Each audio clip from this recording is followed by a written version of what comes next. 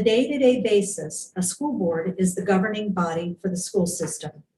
The school board sets the vision, objectives, and priorities and roadmap for the district.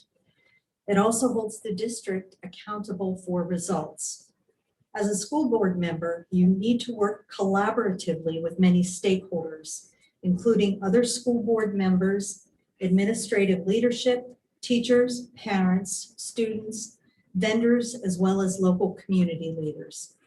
You also represent your constituents, who are the taxpayers in your district. School board policy provides a framework for the district leadership to execute on its budget and finances, academic leadership, curriculum, HR issues, safety and compliance, as well as projects involving the district. I personally believe to be an effective school board governing body, it should embrace a collaborative approach, bringing stakeholders to focus on important goals that are set for our students' experience. To that effect, school board members should show themselves to be good communicators, good listeners, inquisitive, prepared, and prudent in their application of their trusted responsibilities. From my 30 years in private industry in the medical and healthcare sales space, this is how I personally operate. As a sales leader, I was responsible for guiding and focusing a diverse team with diverse opinions. Over my career, I have learned how to work with people from varied backgrounds and perspectives to achieve business goals and objectives. What a school board should not be or become is an institutional body that loses sight of the aforementioned goals with little or no focus on its students. School board members should not rubber stamp recommendations without asking the correct questions. Board members should avoid coming to meetings without necessary preparedness. Closed-mindedness will not lead to effective, productive outcomes for our students. In closing, if chosen for this interim role, I will work to provide the best educational environment for the students in our community because it's one of the most important responsibilities that we have. So much. Mr. Miller, the same question. Please explain in your own words what the role of a school board member is and what it is not, and please give examples to support your understanding. Thank you, Madam Chair. I believe there are 5 main roles of a school board: setting the vision, mission, and goals of our pre-K to 12 educational system, hiring and evaluating the district superintendent of schools, ensuring the desires of the community are met, adopting a school budget that is aligned with our vision, mission, and goals, and making decisions in a dynamic environment where unexpected events impact education of our school children, like the pandemic. The first role, setting the vision, mission, and goals, the school board must hold the district accountable for results. This is done by tracking the progress on indicators as presented by the superintendent to the school board.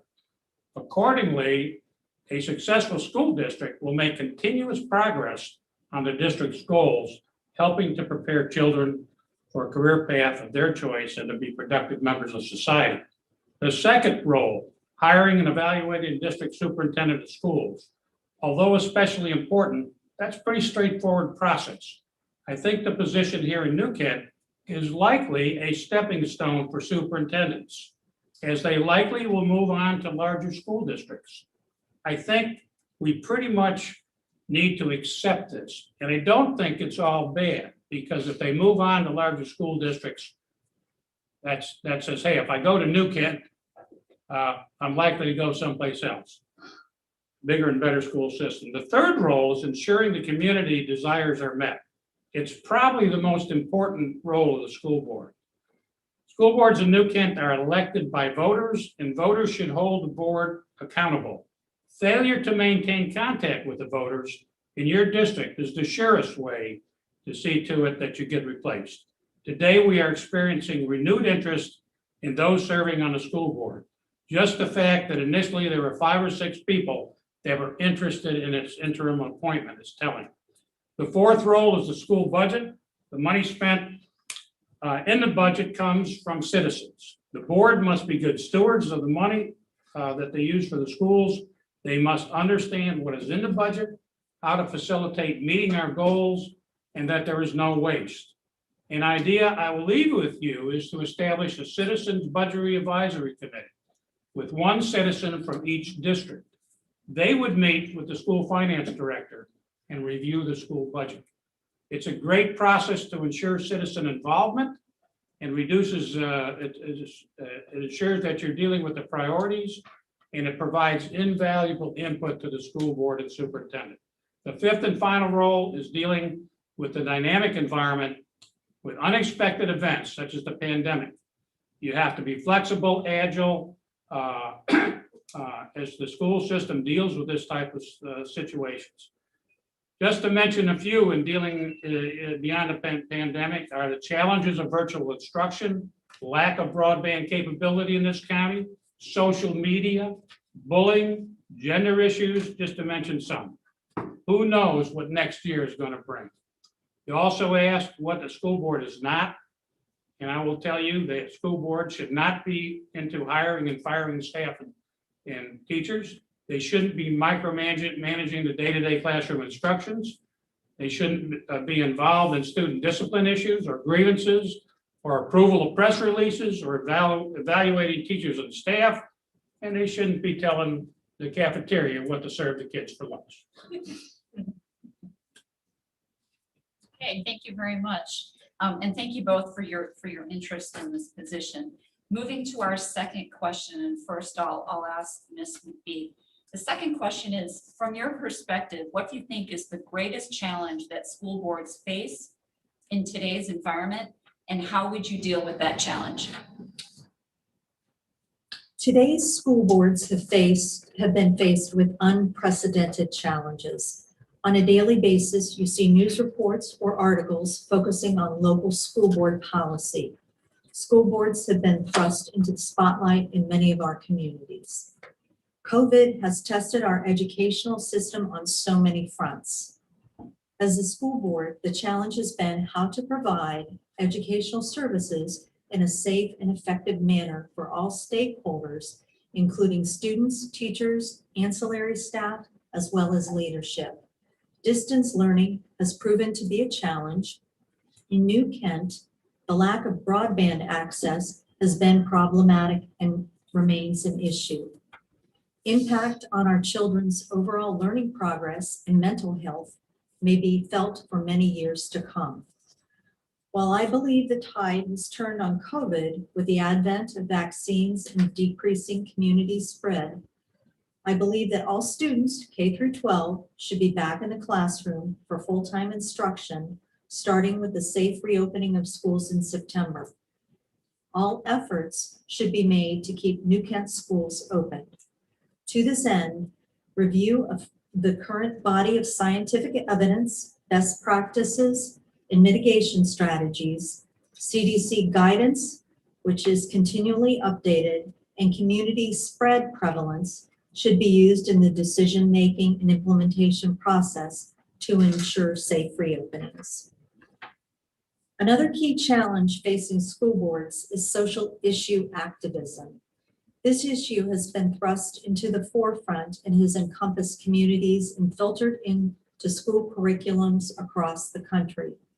I believe that focus of educational efforts should be on arming our children with objective determinations rather than singular subjective interpretations. Creating a healthy learning environment where reading, writing, and math are taught alongside virtues of character and judgment is what we need. From my perspective, I believe that in addressing challenges such as the aforementioned, you need to bring to the table a willingness to listen to diverse viewpoints, evaluate the data, then formulate a prudent decision or direction. I have utilized this approach during my entire professional career and will continue to do so if I'm appointed interim New Kent school board member. Thank you very much. Thank you, Ms. McBee. Mr. Miller, the same question to you. From your perspective, what do you think is the greatest challenge that school boards face in today's environment, and how would you deal with that challenge? In my opinion, there's no greater challenge than what we have dealt with due to this pandemic. First and foremost, is learning loss. Children have fallen behind due to dramatic reduction in classroom instruction. I cannot imagine anything more challenging to our teachers and staffs than dealing with what's going on for the last year. I wish I had the answers. I don't. I have some ideas, but it's going to take all the smarts on this board, the superintendent, the staff, the teachers, and the community to step up to collectively address the issue that's going to face us this fall. Other school districts are facing problems. In Appomattox County, there are children who will have to repeat the entire year. Perhaps our success with virtual learning will pay dividends, although not the desired form of instruction. We certainly learned a lot about how to conduct that form of teaching. And it has been a wake-up call regarding the lack of broadband internet service in this county. The CARES funding may offer some help. The schools and the county have gotten significant amounts of money from the federal government as a result of the COVID. I ask you as a board, are you satisfied with what's being done in New Kent to give decent internet service to every child that needs it? I am not. I've been here 10 years and all we've done is talk about it. Nothing has been done. And if we go the route that we're looking at, which is fiber, I will be dead, and most of you will be too, before that ever gets around this county. There's got to be other ways to do it. In closing, I want to thank Molly, who went about gathering petitions and signatures on the petition that I submitted, not the Board of Election petition, but the one backing my interim appointment. I think there are about 190 signatures on that, and she was very helpful in that regard. Tonight, I am removing my name from consideration for the interim appointment of District 5. I am giving my full support to Molly McBeath. I appreciate the time that the 4 members of the school board and the superintendent have spent working this issue very much.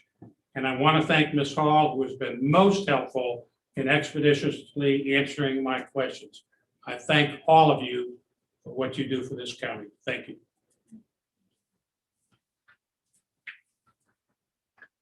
Well, thank you both for your responses. We are supposed to go into closed session for other personnel matters as well. We will be back out at 7 o'clock. You guys can stay in this room. We're going to go into the conference room for close. Typically, we end up doing closed here, but different format. We'll go into the conference room. So we need a motion. You need a Sorry. motion. That's all right. Do I hear a motion to go into closed session? I move we go into closed session. In a second? I second. All in favor? Aye. Motion carries.